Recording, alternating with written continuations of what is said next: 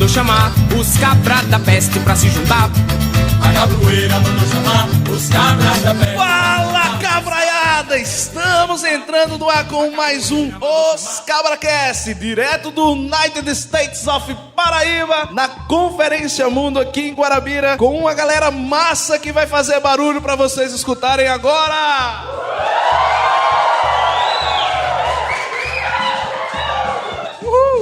Massa. E nós estamos aqui recebendo o presbítero Jofre, Tonginone Misael, que é o cara que idealizou toda essa doideira aqui da Conferência Mundo, que a gente tá muito feliz de estar por aqui, para falar sobre um tema extremamente fácil de ser resolvido e ser discutido, que é redirecionando a cosmovisão cristã em uma sociedade pós-cristã. Todo mundo entendeu, não foi? Então, a gente vai bater um papinho sobre isso. Então, pra gente falar um pouco, a gente precisa colocar alguns pingos nos is pra gente entender. Então, como essa parte é a parte fácil, eu vou falar e depois eu vou passar para os convidados. Desde a década de 70, mais precisamente no pós-guerra, o mundo ele imergiu em um novo tipo de valores, de uma série de questões que a gente passou a chamar esse conjunto de valores de pós-modernidade. Então, passou a se dizer que a modernidade morreu. Por que a modernidade morreu? Porque a modernidade ela nasceu com o iluminismo. Todo mundo já estudou lá nas aulas de história. Então, o iluminismo coloca o homem como sendo o centro absoluto de tudo. Se crê na razão humana como sendo emancipatória. Então nós não precisamos mais de Deus porque nós encontramos uma nova religião chamada ciência. Então na modernidade se mostra que a ciência levaria ao progresso do homem, levaria à organização da sociedade e tudo adviria da própria razão humana. Mas o que acontece? A razão humana nos levou a alguns lugares e esses lugares mais terríveis foram nos chamados campos de concentração. Então o Holocausto, como diria o sociólogo Zygmunt Bauman, ele foi talvez a maior evidência que o homem por si só, o homem se sustentando com a sua razão, ele fracassou. Então a ciência é levada aos seus extremos, o homem vira uma cobaia de experimentos humanos, o homem deixa de ser homem. Dentro do nazismo, os judeus, eles não eram considerados homens. O Hitler dizia muito uma frase que é bem interessante, ele dizia: um homem está tão distante de um cachorro quanto o cachorro está distante de um judeu. Então o judeu, ele poderia ser sacrificado porque ele era uma peste, era uma praga que precisava ser eliminado. Então foi nesse lugar que a modernidade nos trouxe. Então a gente começa a viver uma era de relativismo, em que Deus agora não é mais absoluto, mas que de uma certa forma o homem volta a ter essa sede de Deus, de buscar a Deus. E aí surgem de forma mais presente as religiões orientais, budismo, taoísmo, a confissão positiva, essa coisa de manda uma energia pra mim, que a gente via lá na Xuxa, né? Que ela fazia, manda pra mim uma energia baixinho. Então essa coisa, é toda essa mentalidade que vem dessa religiosidade pós-moderna. Vem de uma cosmovisão. O que é cosmovisão? É exatamente os valores que você segue, aquilo que faz com que você guie sua vida. Então quando você diz assim, minha mãe me ensinou a ser honesto, é porque a cosmovisão dos seus pais, a honestidade era um valor que era importante, e isso foi passado para você. Então a cosmovisão seria esse conjunto de valores pelos quais a gente segue a nossa vida. Então quando nós falamos em cosmovisão cristã, nós estamos falando em uma cosmovisão que tem Cristo como sendo o centro dela, como o valor máximo do que seria essa cosmovisão. E aí, dentro desse mundo de relativismos que a gente vive, a gente passa a entender que não existe mais uma só verdade, mas que existem verdades que são equivalentes. Então, tanto faz você ter Cristo como Salvador, como ter Ogum como centro da sua vida. Tanto faz você estar num culto como esse que o Prumo detonou aqui, como você está também numa mesa branca lá no terreiro de Umbanda. Então, há um relativismo na nossa sociedade que inclui Deus como sendo mais um Deus, que inclui o Evangelho como sendo mais uma mensagem, e que isso vai sendo relativizado. Mas a coisa mais triste de ver é que dentro da igreja também a gente tem pessoas que estão relativizando o cristianismo. A gente tem, por exemplo, cristãos que defendem aquilo que a Bíblia não defende, ou cristãos que vivem como e de uma maneira como Cristo não vive. E é exatamente esse papo que a gente quer começar a discutir aqui. E aí eu vou passar logo para o presbítero presbítero Joffre, que ele está ali com 2 cabras de peso no colo, Francis Schaeffer e Augusto Nicodemos, para perguntar a ele de que maneira essa cosmovisão que a gente tem, ela se alinha com a nossa prática no dia a dia. Vamos parar de confabular, a gente fica falando desse negócio difícil, cosmovisão, que a gente pensa que é a visão do cosmo, aquele padrinho mágico lá do Tommy, mas que não é, né? E como é que essa cosmovisão, ela se alinha com a prática do dia a dia? Como é que eu posso viver uma cosmovisão no meu dia a dia? É mais ou menos isso que a gente quer saber. E o senhor tem com cara de quem quer responder esse negócio.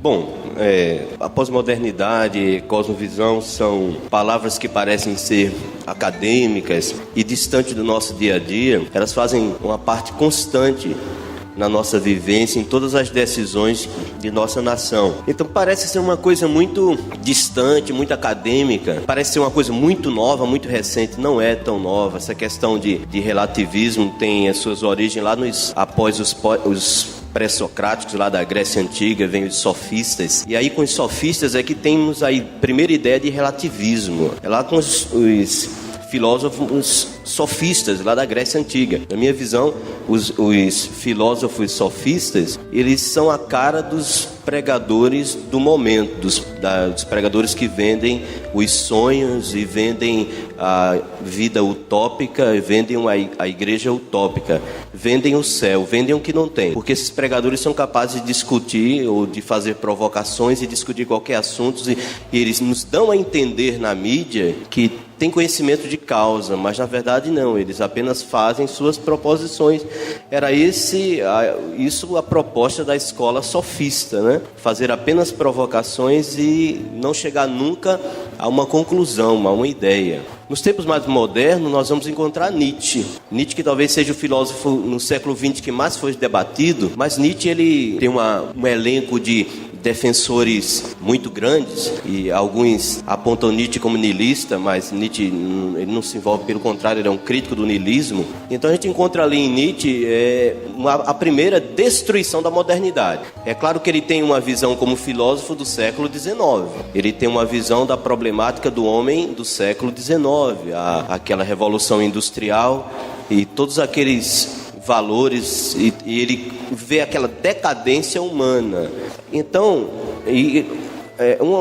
uma questão em Nietzsche que os estudiosos acadêmicos não percebem é quando Nietzsche tem um choque de realidade, quando ele vai para a Guerra dos Boeres, e ali ele, que era um filósofo de gabinete, ele tem uma experiência do sofrer humano na Guerra dos Boeres, que ele também medita o seu sofrimento de suas doenças, né? Para quem não sabe, no auge de sua produção literária, ele perde completamente suas faculdades mentais. Nietzsche enlouquece, ele termina louco, né? 11 anos de loucura até morrer completamente. Mas Nietzsche é o primeiro que destrói a modernidade. Veja que nenhum de nós éramos nascidos ainda. Não sei, Ivandro. Nenhum de nós ainda era nascido, mas Nietzsche é o primeiro filósofo que começa a destruir o conceito de modernidade. Ele desconfia do progresso, ele desconfia das virtudes, ele desconfia das convicções. É tanto que em Nietzsche que ele diz que todo aquele que tem uma convicção é um escravo, é um prisioneiro.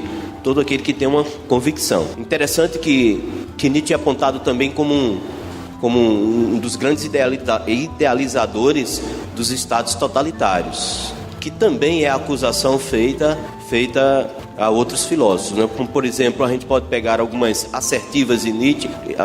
Na verdade, ele trabalha muito com aforismos. A gente pode pegar alguns aforismos de Nietzsche que a gente poderia ver o nazismo usando, certo? Então, se vem o século XX, vem Marx, que a grande filosofia influente do século XX é Marx, não é Sartre, não é? A grande filosofia que influencia o século XX é Marx. Marx ainda hoje influencia, a gente pode ver nos esquerdopatas que tanto incomodam o Brasil, nosso jeito de viver. Então, Marx é o grande influenciador do século XX. Aquelas convicções, a convicção numa sociedade utópica, onde igualitária e coisa e tal. Tudo isso é destruído no evento Stalin. Stalin destrói a ideia comunista é a evolução do socialismo. O socialismo deveria levar ao comunismo. Stalin destrói essa ideia. Segunda Guerra Mundial vem e solacampa tudo.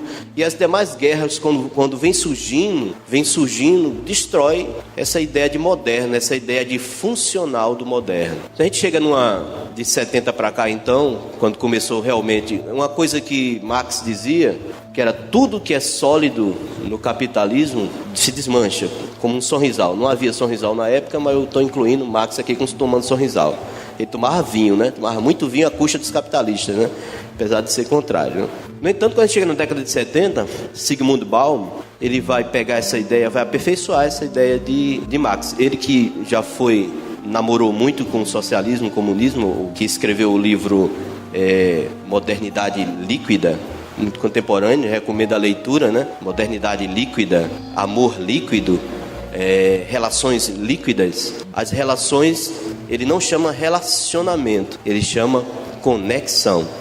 Nós não mais nos relacionamos, nós temos conexões, certo? Porque conexão você se desconecta facilmente. Então você se desconecta seus filhos, sua mulher, das ideias facilmente. Então Bauman, que é sociólogo polonês, incrível, né? Uma mente, ele vai nos trazer essa ideia de liquidez. Não é que desvanece, é que é líquido, é que suas convicções não se sustentam mais. Então você vai chegar na universidade, vai enfrentar o mercado, você vai enfrentar o mercado, a universidade, o campo do conhecimento atual, que vai fazer pouco caso de suas convicções, de sua cosmovisão, de sua convicção, daquilo que te faz.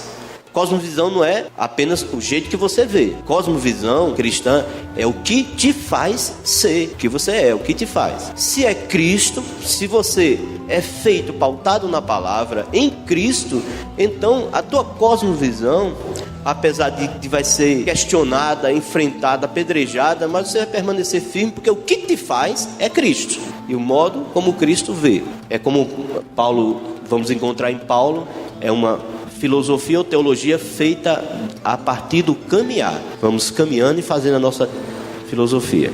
Então a gente responder a tua pergunta, como é que a gente enfrenta? Caminhando e construindo Cristo em nós.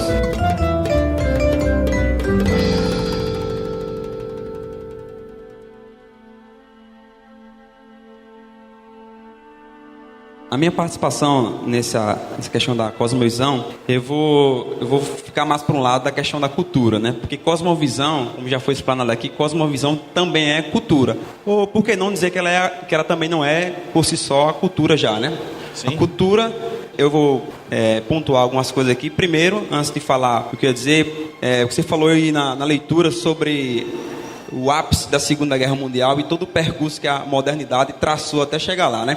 Então a gente tem a Segunda Guerra Mundial como a crise da razão. Vamos pontuar que ali foi que houve uma crise na razão, uma crise em todos os pressupostos de conhecimento filosóficos, até teológicos, que chegaram lá na Segunda Guerra Mundial, e aquilo culminou uma crise. Pronto, agora eu vou voltar lá para trás.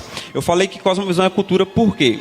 Porque cosmovisão, além de ser uma ideia, um comportamento que é passado de geração em geração, como o exemplo que você deu aí da mãe para um filho, a forma como ela educa um filho, ela tenta inculcar a cosmovisão dela no filho, a visão de mundo que ela tem, ela quer que seu filho também tenha. No entanto, a cosmovisão também ela pode ser absorvida não só de relacionamento passado de gente para gente. Cosmovisão também pode ser, e principalmente no século que a gente vive hoje, absorvida através de representações. O que seriam essas representações? Aí eu vou sair um pouco da teologia, porque como lido mais com história, um historiador chamado Roger Chartier, ele faz um estudo sobre as representações e que hoje no século XXI é muito perceptível como elas influenciam no pensar do cidadão comum e principalmente da igreja. Aí eu me lembro, quando falo em representações, do início, por exemplo, da história da igreja.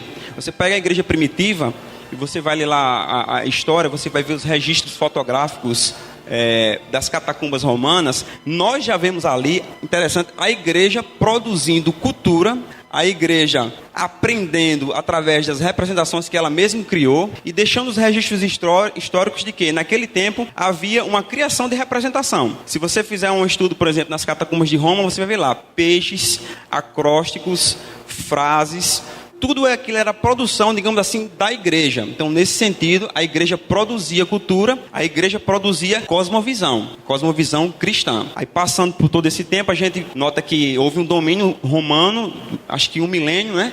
E Roma, ela passa a ser detentora dessa cultura. A Igreja Católica Romana, ela vai administrar e censurar, de certa forma, a cosmovisão. Ela vai dizer que é uma cosmovisão cristã. Se você começar a estudar as representações de todo esse período da Idade Média, nós mais vamos ver o quê? Expressões religiosas, quadros de religião, textos sagrados. Então, a Roma, a Igreja Romana, ela passa a produzir uma nova cosmovisão, que ela chama de cosmovisão cristã. E ela vai o quê? Ela vai dicotomizar a vida, né? Vai dizer o que é sagrado, vai dizer o que é profano, e ela vai fazer com que a população seja guiada pela cosmovisão dela.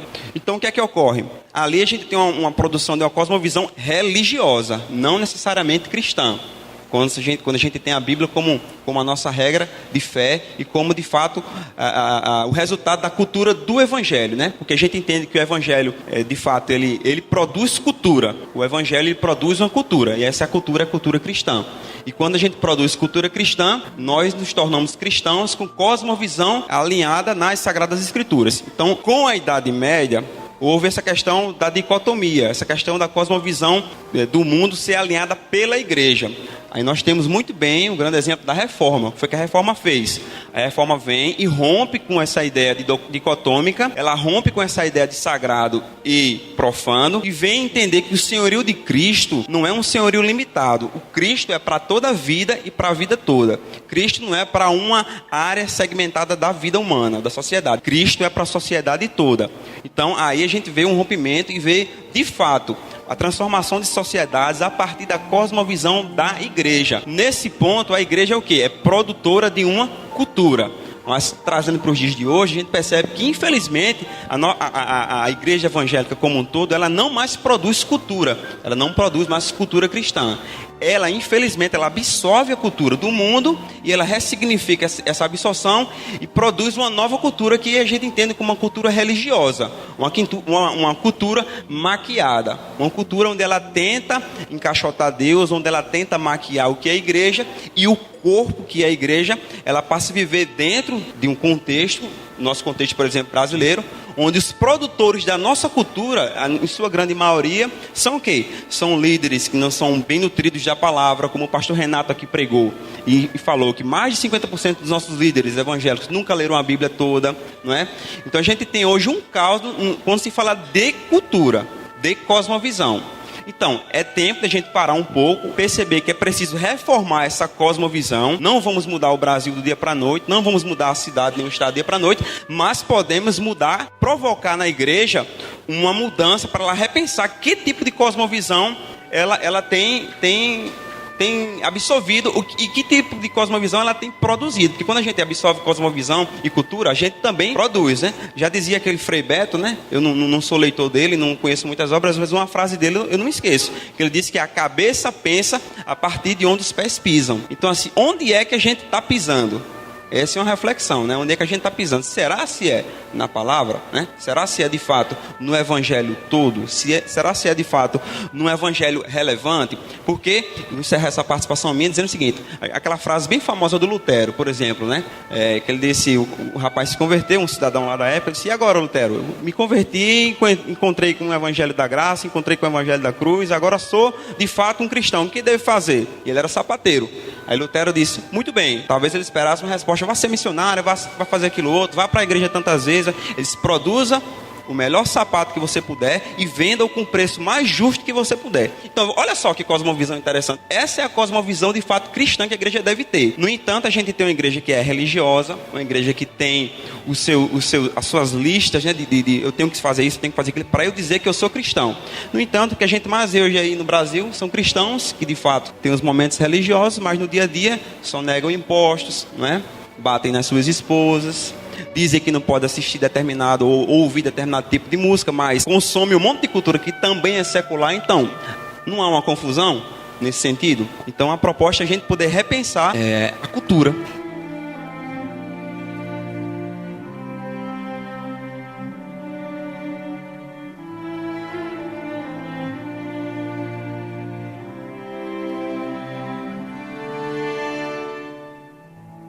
these accidents that happen, follow the dark.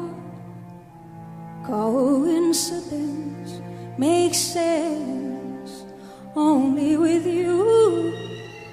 You don't have to speak, I feel. Eu acho que tem dois pontos interessantes no que Tony está falando, que um é bom a gente deixar claro. Quando a gente fala em pós-modernidade, parece que a gente tem uma linearidade. A gente teve a antiguidade, a Idade Média, a modernidade e a pós-modernidade, e que um foi enterrando o outro. E não é verdade. A gente tem inúmeros elementos do medievo, da modernidade e da pós-modernidade que coexistem no tempo. Então não há uma linearidade sucessória nisso. Por que é bom falar isso? Porque a gente tem um monte de crente medieval. Dá um exemplo disso? É o sujeito que atribui a Satanás o mesmo poder que Deus tem, que vive uma perspectiva dualista. Existe bem e mal em categorias separadas. Tem uma vida secular, tem uma vida cristã. Então esse dualismo, ele é tipicamente medieval, que ainda se assombra com certas coisas, que alimenta uma série de superstições. Então isso são elementos da Idade Média que ainda persistem dentro do nosso meio, dentro da nossa religiosidade. A gente tem elementos modernos, a gente tem. Então se a gente falar em toda a teologia reformada, a gente vai colocar a teologia reformada sob o patamar da modernidade, porque ela foi gerada por homens que estavam dentro e no advento, no surgimento dessa modernidade. Então quando Lutero aparece com a reforma protestante, com as suas teses, Lutero inaugura, para mim, exatamente a modernidade, porque ele diz, olha, a gente precisa crer de uma forma racional, não dá pra gente crer nisso. Porque como é que pensa o homem medieval? O homem medieval pensa de uma forma muito simples. Existe aquilo que é da terra, existe aquilo que é do céu e o do inferno, que são as criaturas que eles chamam de criaturas angelicais ou demoníacas, espirituais. Existe um mundo espiritual, existe um mundo real. E aí existem coisas que estão entre esses dois mundos que a gente não consegue definir. Aí você tem, por exemplo, que era um mito muito comum na Idade Média, os dogheads, que eram pessoas que tinham cabeça de cachorro. Você tem, inclusive, santos que eram cinecéfalos, que eram esses dogheads, como é o caso do São Cristóvão. A lenda do São Cristóvão é essa, ele tinha uma cabeça de chacal, e aí ele saiu com um exército de cinecéfalos para matar os cristãos. E aí ele chegou num lago, e nesse lago tinha uma criança que queria atravessar o lago, e ele colocou a criança nas costas e foi atravessar o lago. E no meio do lago a criança disse, eu sou Jesus, por que você está me perseguindo? E aí, quando ele chegou do outro lado do lago, ele tinha uma cabeça humana. Então você começa a associar dentro dessa mítica, dentro dessa mitologia que era desenvolvida pela própria igreja durante a Idade Média, como forma de dominação e de controle, você vai perceber nitidamente que você tem a construção de elementos distintos entre o que é bom e o que é mal, entre o que é sagrado e o que é profano. E que quer queira, quer não, nós ainda perpetuamos isso muitas vezes dentro do discurso evangélico. E isso faz mal por quê? Porque você vive sempre uma vida em constante terror. Então o mesmo terror que você sentia na Idade Média pelo controle, você continua tendo. Quando a gente olha para certas igrejas, para certas denominações, o que a gente vê na pregação desses pastores é exatamente isso. É um controle, é uma dominação pelo medo. É uma sacralização do que não é sagrado. E uma profanização do que não é profano. Então a gente precisa ter muito cuidado com essa perspectiva para a gente não achar que a pós-modernidade é isso. O que eu acho que é o grande desafio que a igreja precisa pensar, e depois eu vou jogar a bola para vocês, é de como comunicar a verdade do evangelho, que é uma verdade absoluta, de que Cristo morreu por nós para a nossa salvação, de que ele é o único caminho, de que ele é a verdade, de que ele é a vida. Então como é que esses definitivos cabem e como é que a gente pode comunicar esses definitivos, esse absoluto que é Cristo, que é o evangelho de Cristo, dentro de uma sociedade que está acostumada com a relativização, dentro de uma sociedade em que você fala e faz mil coisas ao mesmo tempo, em que a própria lei da física foi frustrada. Então a gente diz assim, a gente aprende na escola que dois corpos, que você não pode ocupar dois lugares ao mesmo tempo. E a gente percebe dentro da pós-modernidade que não é assim. Porque eu estou aqui, mas eu estou no meu Facebook, eu estou no meu Twitter. Você está tweetando alguma coisa. Então, uma representação de quem você está lá. Ela se propaga no espaço. Então, você está ocupando dois lugares, sim, ao mesmo tempo. Então, a gente percebe que é uma sociedade, uma geração que faz mil coisas ao mesmo tempo e, ao mesmo tempo, eles estão lá. É uma geração que está conectada, mas que não está relacionada. Isso é diferente. E se ela é relevante, né?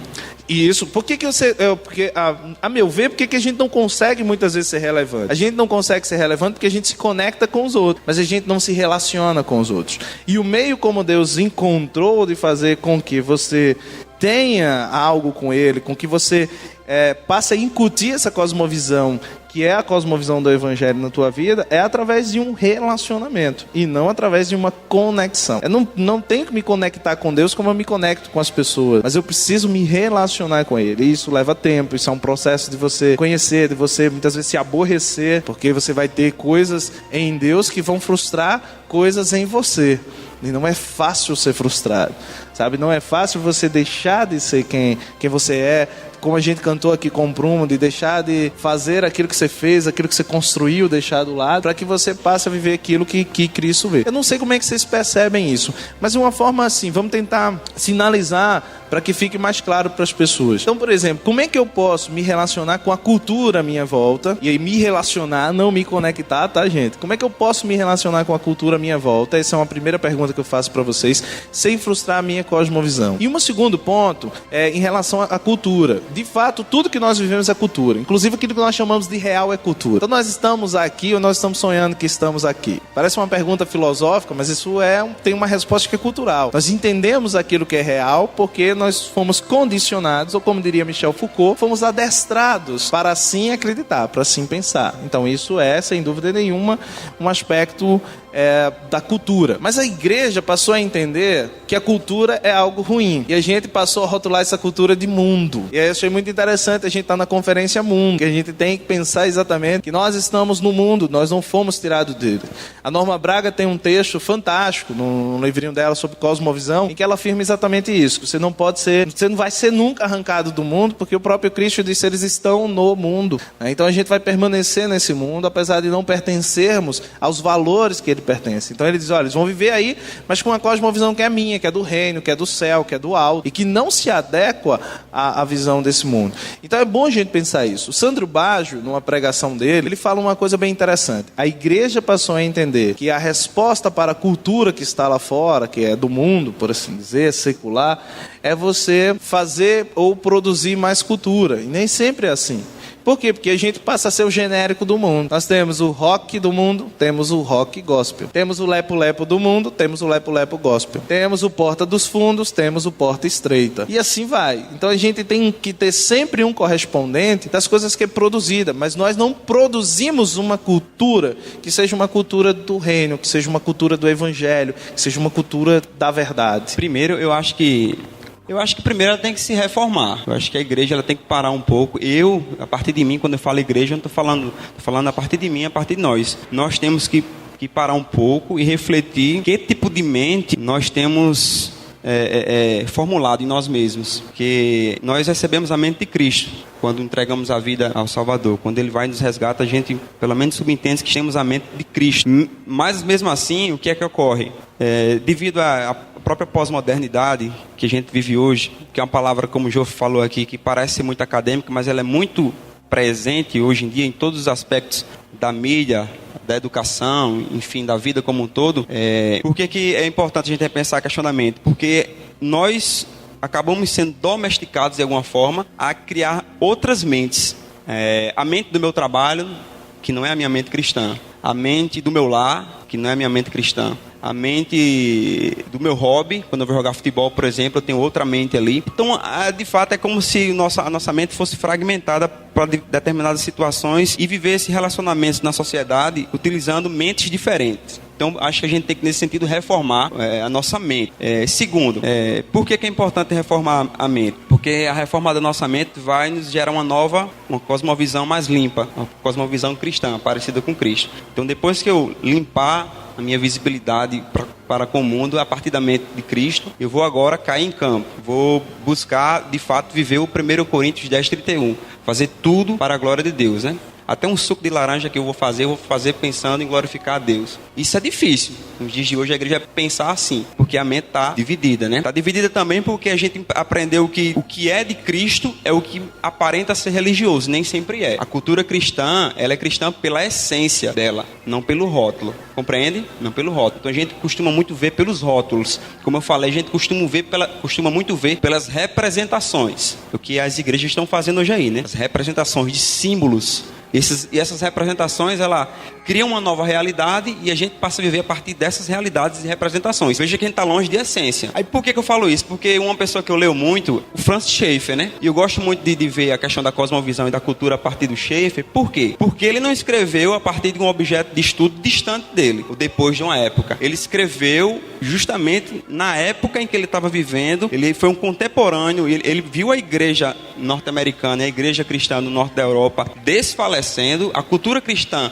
de fato morrendo, e ele escreve narrando o que é cultura, o que é cosmovisão. Ele chama a igreja para uma reforma, ele chama a igreja para voltar às escrituras, e o livro ele chega a ser um pouco triste, porque você percebe que Schaeffer está de fato chorando com letras. Triste você ver uma cultura cristã morrendo, e quando ele diz que está morrendo é porque ele se refere, desde a época da reforma, como a reforma protestante foi relevante para a época dela, os cristãos, a própria arte, né? A gente tinha na música, os nossos referenciais das artes, das músicas, das profissões, dos cientistas eram cristãos.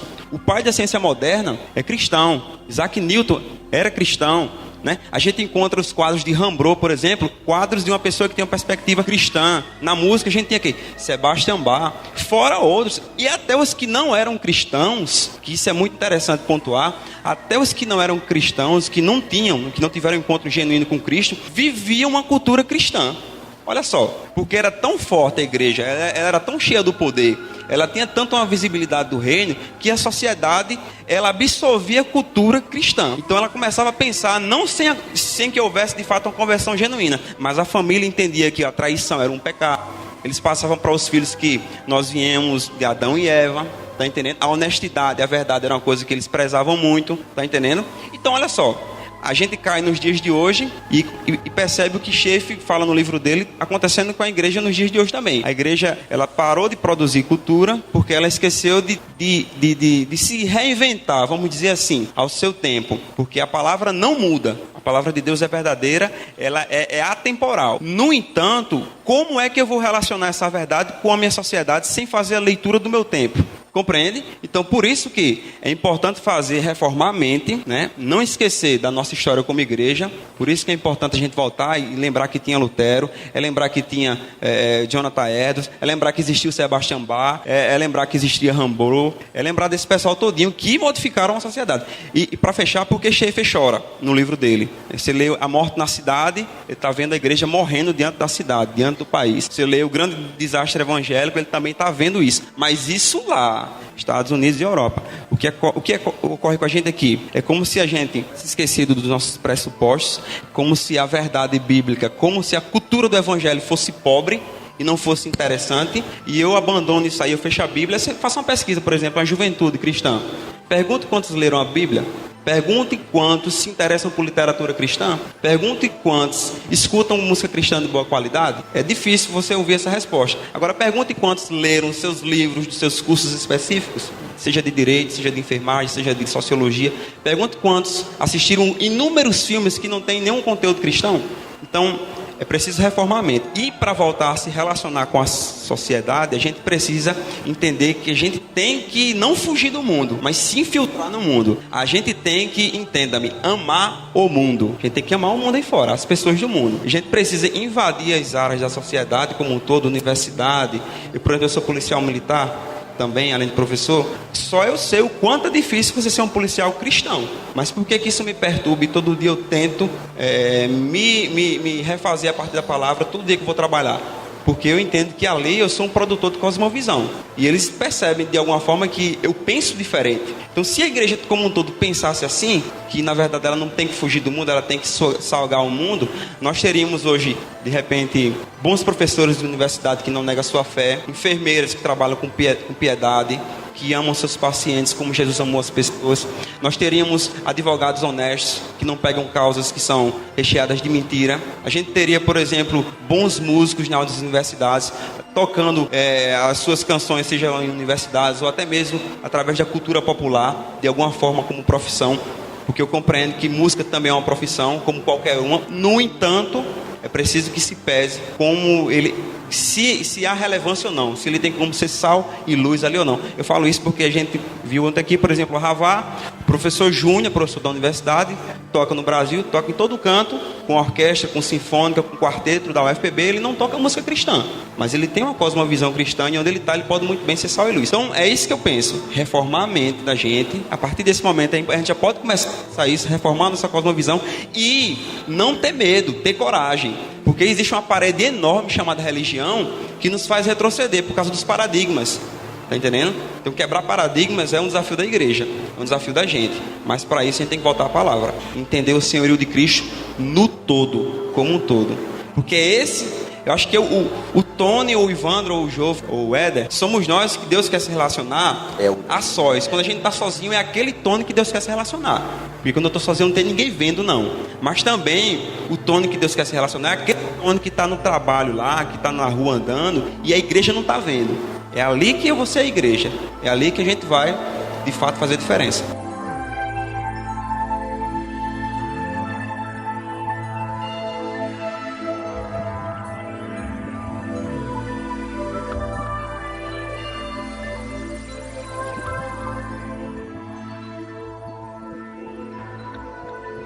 Tony traz algumas questões bem complexas, bem profundas e complexas. A mensagem da igreja, ela é eterna. O mensageiro é relativo, né? Em outras palavras, o mensageiro é relativo ao seu tempo, ao seu lugar, à sua cultura. Cultura, nós pensamos cultura como produção artística, no geral.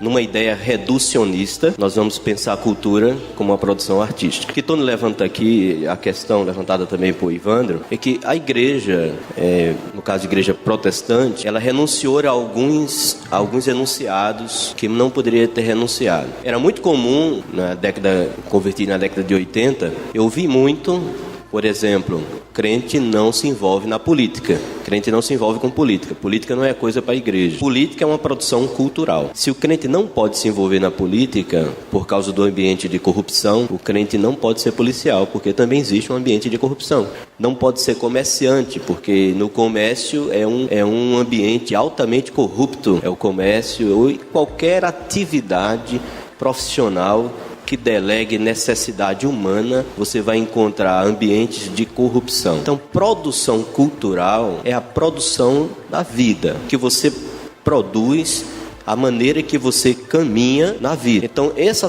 esse teu caminhar é que vai, essa forma de você caminhar, como é que eu posso dizer, do que você é feito, se você é de fato cristão, feito em Cristo, essa tua produção na caminhada vai ser uma produção diferente, diferenciada. A igreja era só... discordando um pouquinho, não é discordando, acho que a tua colocação foi assim, um pouco precipitada, assim. A igreja ela produz cultura hoje. Vou falar a igreja no geral, protestantismo no geral, incluindo todo mundo, até mesmo as beiradas. A igreja produz cultura, mas produz uma péssima cultura. Nós produzimos péssimos políticos, com algumas exceções. Vocês vão me perdoando as exceções, mas a exceção não faz a regra.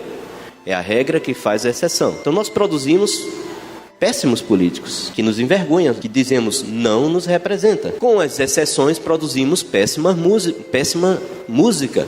Nós produzimos, no geral, péssima música. Eu tenho um artigo que circulou até no Púlpito Cristão e no Arte Chocar, que foi crente esponja, só falta calça quadrada. Não é? Pastor Pérez Vitor, só abrindo um parênteses, eu fui xingado de desviado. Esse é o impropério que eu posso falar aqui, porque eu coloquei no meu Facebook, Marcos Feliciano não me representa. É isso. E aí eu acabei sendo xingado, porque eu acho que só um pequeno parênteses, acho que o que falta às vezes não é tanto uma cosmovisão. Porque se você vem para a igreja, você está ouvindo o evangelho, se você está indo para uma boa EBD, célula, seja lá o que for, se você está num processo de discipulado saudável dentro da igreja, você está sendo bem nutrido em sua cosmovisão. O que falta às vezes é coerência, sabe? Falta a coerência de você viver de acordo com a tua cosmovisão. Esse é o segundo passo, no caso, né, irmão? Isso, porque falta a coerência de você, por exemplo, ser um universitário que defende tua cosmovisão, de você ser um professor, um profissional que defende tua cosmovisão, de você ser um esposo, de ser um pai que defende tua cosmovisão.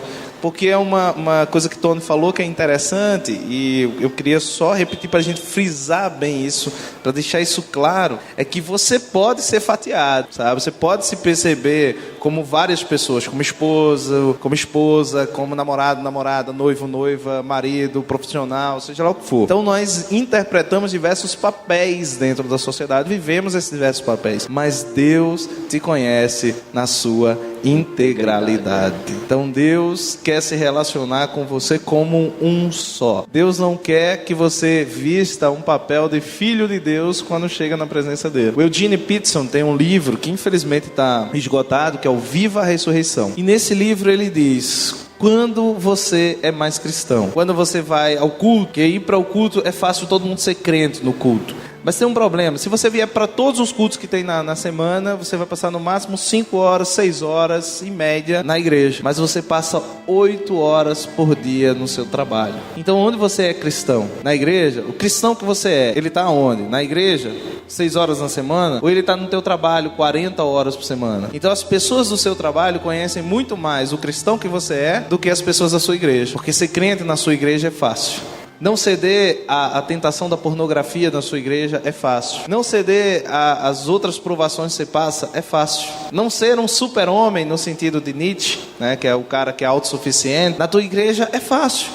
É fácil você chegar aqui, levantar a mão e dizer, sabe, Senhor, eu preciso do Senhor, eu preciso de Ti, eu estou precisando de um milagre, ou qualquer outra coisa do tipo. É fácil você se rebaixar, se humilhar quando você está na igreja. Difícil é você se humilhar para aquele chefe que pega no teu pé. Difícil é você se humilhar para tua esposa quando ela tem razão. Difícil é você reconhecer que você erra com seus filhos. Difícil é você se humilhar para o teu amigo muitas vezes quando você tem razão e ele não. Porque você precisa amá-lo, porque você entende qual era o evangelho e ele não. Então difícil é tomar a cruz.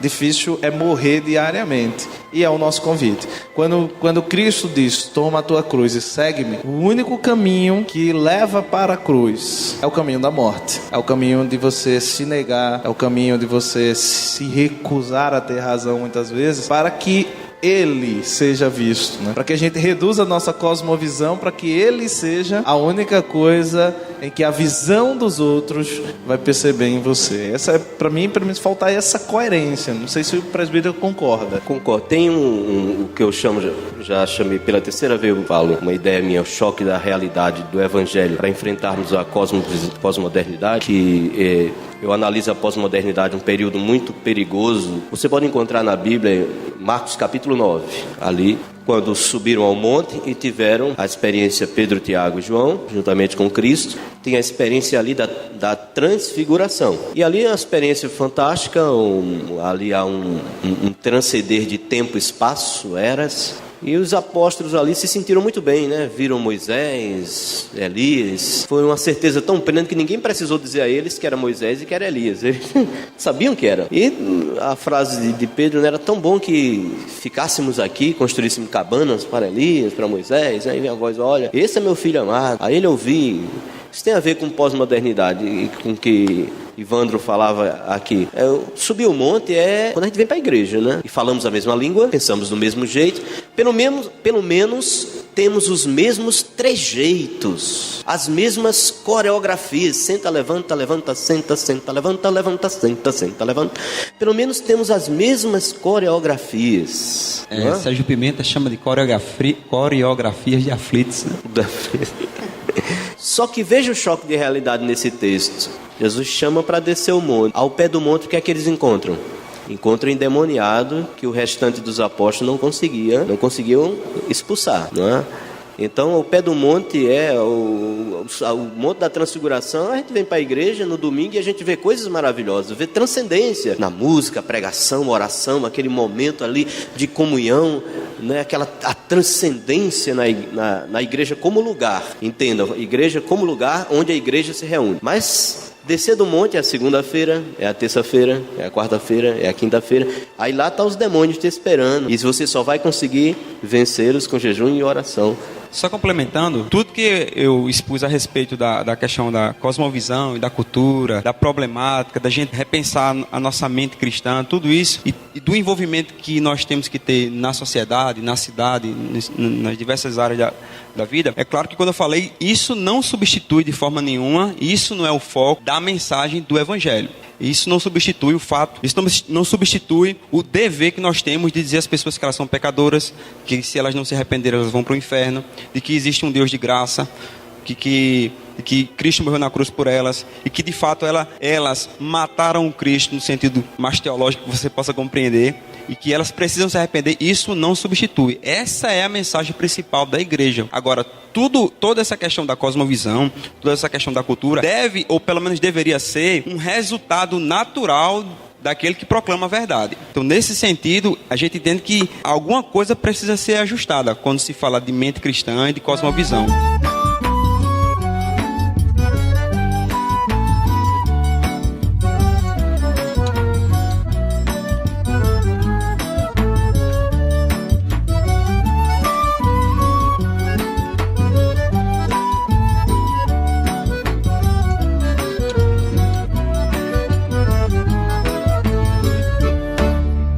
Deus me proteja de mim e da maldade de gente boa.